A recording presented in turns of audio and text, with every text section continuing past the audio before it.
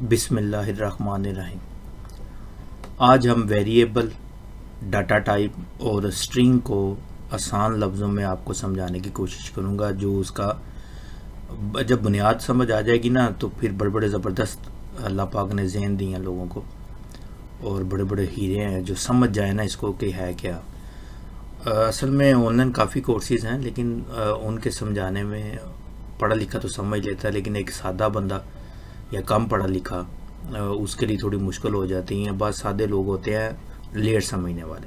तो मेरी कोशिश होती है बिल्कुल ऐसे ना उसकी रूह समझा दूँ कि है क्या। अच्छा, ये आपके सामने एक कोड जो है ना सी प्रोग्राम का शो हो रहा है आपके सामने, ठीक है। पिछली वीडियो जिन्होंने देखी है उसमें हमने फंक्शन को पढ़ लिया था, ठीक है ना, बेसिक फंक्शन की। तो इसमें अब यूज़ हो रहा है लाइब्रेरी है, ये स्टैंडर्ड IO.h, ठीक है। स्टैंडर्ड IO लाइब्रेरी है, जिसके बारे में मज़ीद मैं आपको समझाऊंगा लाइब्रेरीज होती क्या, ठीक है। उसके बाद ये वाला भी जो है ना, मैं आपको इंशाल्लाह नेक्स्ट आने वाली वीडियो में इस सिंटैक्स के बारे में भी समझाऊंगा। अच्छा, अब आ जाता है कि जब हम कोड लिखते हैं ना, तो हम उसको इस तरफ से इस तरफ को लिखते वक्त ऐसे लिखते हैं, पढ़ते वक्त जब मशीन पढ़ती है तो उसको राइट से लेफ्ट पढ़ती है, ठीक। अब हमने मशीन को कहा है स्ट्रिंग, ठीक है ना। स्ट्रिंग का सादा लफ्ज़ होता है, ये होता है डाटा टाइप्स। स्ट्रिंग होती है, इंट होती है, और इसके अलावा डाटा टाइप्स काफ़ी सारे हैं जो डाटा टाइप की आपको नेट से भी मिल जाएंगी। और जब नेक्स्ट आगे हम जाएंगे तो इंशाल्लाह मेरी कोशिश होगी कि डाटा टाइप्स की जो है ना वो डिटेल आपको मिले, लेकिन अभी तो मैं सिर्फ आपको बेसिक और उसकी रूह समझा रहा हूँ।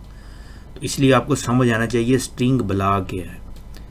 तो स्ट्रिंग कहते हैं डाटा टाइप को, ठीक है। डाटा टाइप क्या होता है कि हमें इनपुट क्या मिलेगी, ठीक है। जैसे हमने कह दिया कि भाई, जब हमने, याद है आपको कि जब हमने वो ग्राफिकल बनाया था, या शायद आपने ख़ुद भी उसके अंदर जाके अगर प्रैक्टिस की हो तो स्क्रैच के अंदर, तो अब हम कह रहे हैं कि एक क्वेश्चन हम लिखते हैं, व्हाट इज़ योर नेम, ठीक है ना। अब हम स्ट्रिंग चाहते हैं कि यूज़र कुछ इनपुट करे, ठीक है ना, कि यूज़र क्या इनपुट करता है। अब स्ट्रिंग कहते हैं डाटा टाइप को, डाटा टाइप होते हैं कुछ इनपुट लेना, ठीक है जी। खैर डिटेल से इसको मज़ीद आगे पढ़ते जाएंगे। स्ट्रिंग उनमें से एक किस्म है। और गेट जब ले लिया है उसका नेम, तो वो आंसर जो है ना वो वैल्यू है, ठीक है। तो अब हम उसको कह रहे हैं फंक्शन को कि भाई तूने हेलो, जो भी आंसर वो नाम देगा, तुमने उसको बिलफर्ज, वो इलियास, जो भी जाहिद, जो भी नाम देता है, तो उस वक़्त तुमने उसको जो भी वो जवाब दे रहा होगा तो ये वैल्यू है उसकी, ये वैल्यू कहलाती है, ठीक है।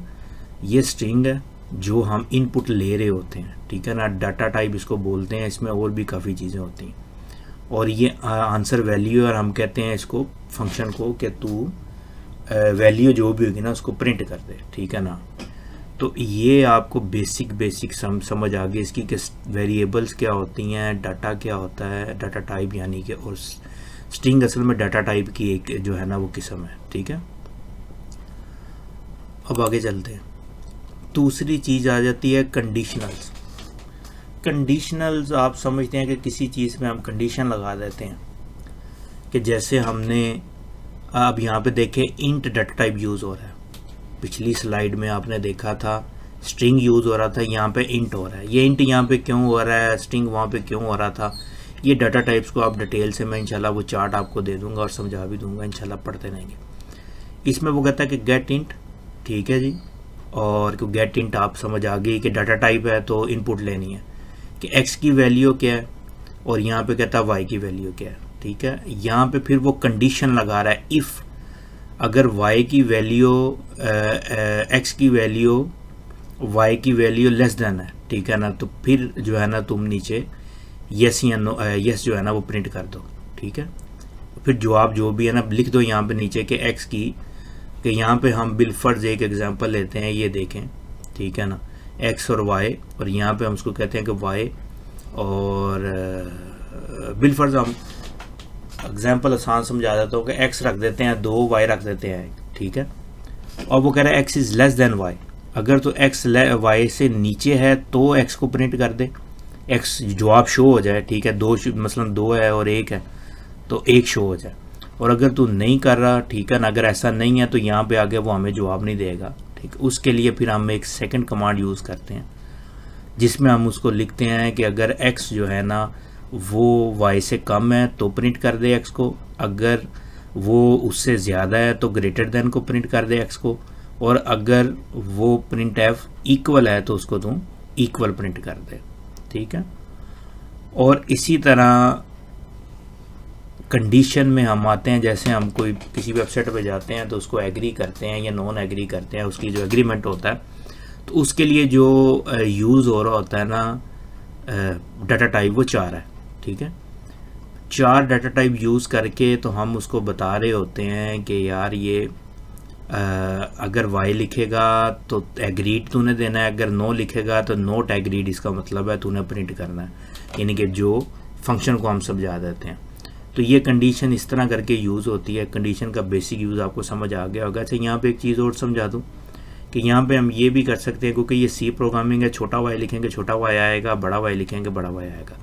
तो अगर हम इसको इसके साथ डिज़ाइन कर देंगे, ठीक है ना, नीचे एक लिख देते हैं कि इफ़ अगर उसने ये एंटर किया y बड़ा, कैपिटल Y एंटर किया तो तुमने एग्रीड करना है, या उसने छोटा स्मॉल जो है वो अल्फ़ाबेटिक उसने एंटर किया तो तुमने उसको एग्री ही करना है।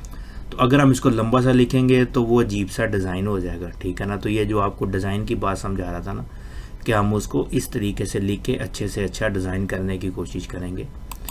इसी तरह फिर एक लफ्ज़ आ जाता है लूप। लूप होता है किसी चीज़ को रिपीट करना, ठीक है जी। इसमें हम जो है ना वो देखते हैं, जैसे हमने उसमें देखा था स्क्रैच में बिल्ली को हमने वो प्रिंट लिया था म्यू का उसका।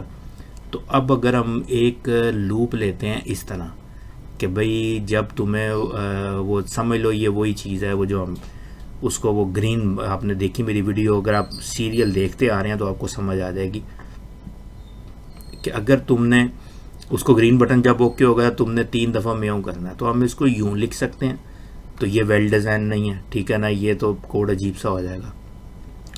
तो उसको हम यूं भी लिख सकते हैं। ये दूसरी कंडीशन है, दूसरा तरीका है वही सेम कोड लिखने का, जिसमें हम जो है ना वो स्ट्रिंग देख ले हमने दे दी है, डाटा टाइप सॉरी दे दी है कि अगर आई जो है वो इज इक्वल टू 0 जब तक नहीं हो जाता, ठीक है ना, तो हमने उसको कहते वाइल आई 3, ठीक है ना, तो तब तक तूने म्यू कहते रहना कि जब से 0 तक नहीं आती कंडीशन तब तक तूने म्यू म्यू प्रिंट करते रहना। फिर इसको हम एक और तरीके से इस तरह भी लिख सकते हैं, ठीक है।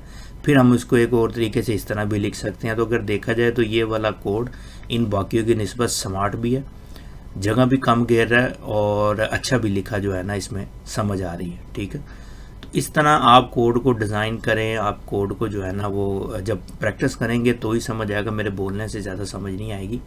मेरा काम था लूप को समझाना, यानी कि बेसिक आपको रूल समझाना ये होती क्या बुलाएं, और उसके बाद वही लाइक सब्सक्राइब और शेयर वीडियो को। और अगर आपके कोई क्वेश्चन हो तो ज़रूर किया करें कमेंट्स में, इंशाल्लाह मैं कोशिश करूँगा जवाब देने की। तो मिलते हैं अगली वीडियो में।